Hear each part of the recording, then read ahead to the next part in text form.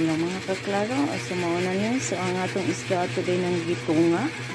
So ang ipat ka buok nahimo na ning 8. So inanata ka o budget of sudan mga kaklaro kay kini ato pa kaning sudanon inig ka ugma. So ano siya ang lamas sa ato ang inununan ron mga kaklaro.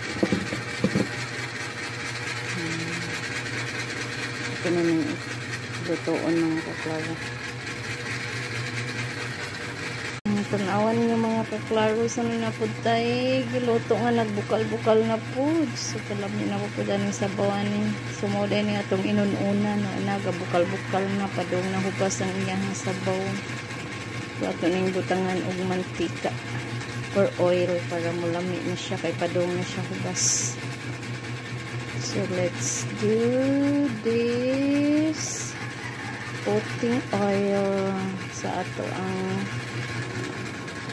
inununan kuroy kainit sa tabon. So ano na siya itong butangan o diba. Sige lala luto na ang atong inununan mga kaklaro, nihubas na o diba yummy na kaayo.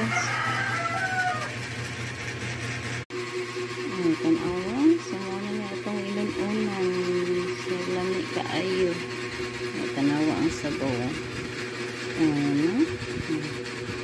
pites na kani atong parisan po sa ato ang mais nga kanon diba grabe na kayo siya ka yummy ang ato ang pagkaunan sa ato ang bahugan ng atong mais o sabaw.